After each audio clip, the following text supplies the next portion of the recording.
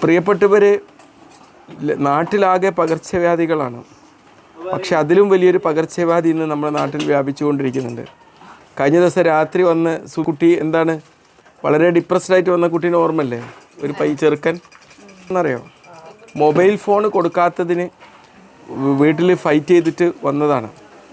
Mobile phone കൊടുക്കാത്തതിൻ്റെ പേരിൽ ഒരു കുട്ടി വളരെ ഡിപ്രഷനായിട്ട് വന്നു. വളരെ മിടുക്കനായിട്ട് കുട്ടിയാണ്. എൽ എസ് എസ് പരീക്ഷയിൽ നല്ല മാർക്ക് കിട്ടിയ കുട്ടിയാണ്. ഇന്ന് പരീക്ഷയ്ക്ക് മാർക്കില്ല. 24 മണിക്കൂറും എന്ന് പറഞ്ഞോണം ഗെയിം കളിച്ച് നിൽക്കുകയാണ്. ഫ്രീ ഫയർ എന്ന് പറഞ്ഞ ഗെയിമാണെന്ന് തോന്നുന്നു. ഞാൻ ചോദിച്ചു, എന്തുണ്ടാക്കിയടാ നീ എന്ന് ചോദിച്ചു. ഞാൻ പറഞ്ഞു, എൻ്റെ പപ്പ എനിക്ക് പൈസ തന്നിരുന്നെങ്കിൽ, എനിക്ക് പൈസ തന്നിരുന്നെങ്കിൽ ഞാൻ ഈ ഫ്രീ ഫയർ കളിച്ച് പൈസ ഉണ്ടാക്കുമായിരുന്നു എന്ന് പറഞ്ഞു. അത്രയേറെ അഡിക്റ്റഡായിട്ട്, അതിലേക്ക് ഡീപ്പ് റൂട്ടഡായിട്ട് ഫ്രീ ഫയറും കളിച്ചിട്ട് ആ കുട്ടിയുടെ ഉമ്മ പറയാണ്, നല്ല മിടുക്കനായിട്ടുള്ള പയ്യനായിരുന്നു. ഇന്നിപ്പോൾ സ്കൂളിൽ അവന് എഴുതാൻ പോലും അറിയാത്ത അത്രയും മോശമായൊരവസ്ഥയിലേക്ക് അവൻ്റെ അക്കാഡമിക് പെർഫോമൻസ് മാറി എന്നുള്ളതാണ്. ഞാൻ ഫ്രീ ഫയർ കളിച്ച കുട്ടിയെ ഞാൻ വിളിച്ച് വരുത്തി ഞാൻ പറഞ്ഞു, എടാ ഗ്രേറ്റ്, നിൻ്റെ ഉമ്മക്കും പപ്പാക്കും പറ്റാത്തൊരു കാര്യം നിനക്ക് സാധ്യമായി. ഇത്രയും ഫ്രീ ഫയർ കളിച്ചിട്ട് ഇത്രയും വലിയ അച്ചീവ്മെൻറ്റ് നിനക്ക് ഉണ്ടാക്കാൻ പറ്റിയല്ലോ. എനിക്കെന്താ ഫ്രീ ഫയറിനെ കുറിച്ച് എനിക്ക് വല്ലാണ്ട് അറിയില്ല. ഇതിൻ്റെതാണ് എടുത്തു കൊണ്ടുപോകല്ല, ഫോണും ഇവിടുന്ന് അടിച്ചു മാറ്റാനുള്ള ശ്രമം നടത്തിക്കൊണ്ടിരിക്കുകയാണ് നമ്മളെ ഡെഗ്രിയുടെ സ്റ്റാർ ഒക്കെ ഒക്കെ.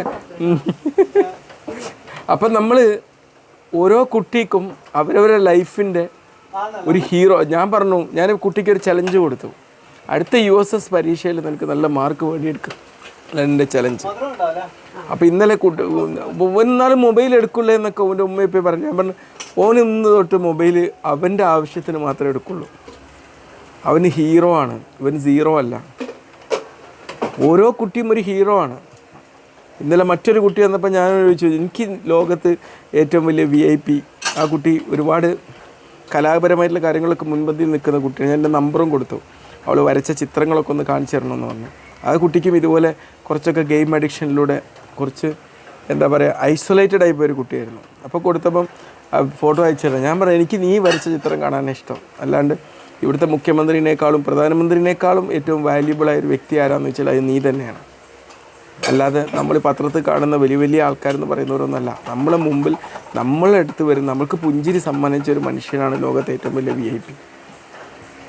അപ്പോൾ എനിക്ക് പറയാനുള്ളതെന്ന് വെച്ചാൽ ഇതുപോലുള്ള അഡിക്ഷനിലുള്ള കുട്ടികളെ നമ്മൾ വെറുതെ ഇതാക്കേണ്ട. അവർക്ക് ഒന്ന് ആലോചിച്ച് നോക്ക്, അവരവരുടെ ജീവിതത്തിൻ്റെ മൂല്യവും എൻ്റെ ജീവിതത്തിൽ നേടിയെടുക്കേണ്ട ലക്ഷ്യവും തിരിച്ചറിഞ്ഞു കഴിഞ്ഞാൽ ഈ ഗെയിം കളിച്ച ഇതേ കുട്ടികൾ അതേ ആർജവത്തോടെയും ഊർജ്ജസ്വലതയോടെയും അവർക്ക് എന്താക്കാൻ പറ്റും, അവരുടെ ലൈഫിലും വിജയിക്കാൻ പറ്റുമെന്നുള്ളതാണ്. അത് കാണിച്ചു കൊടുക്കുന്ന കാര്യത്തിൽ ഈ ഫ്രീ ഫയറൊക്കെ കളിച്ചുകൊണ്ടിരിക്കുമ്പം രക്ഷിതാക്കളും കുട്ടികളും തമ്മിലുള്ളൊരു വൻ സംഘർഷമായിരിക്കും അവിടെ നടക്കുന്നത്.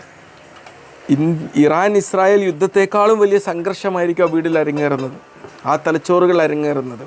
ഒരു രാഷ്ട്രത്തെക്കാളും ശക്തമാണ് ഒരു മനുഷ്യൻ്റെ മസ്തിഷ്കം എന്ന് പറഞ്ഞു കഴിഞ്ഞാൽ. രാഷ്ട്രങ്ങൾ തമ്മിലുള്ള ആക്രമണത്തെക്കാളും വലുതാണ് മനുഷ്യ തമ്മിലുള്ള ഇത്തരം ആക്രമണങ്ങൾ എന്ന് പറഞ്ഞു കഴിഞ്ഞാൽ.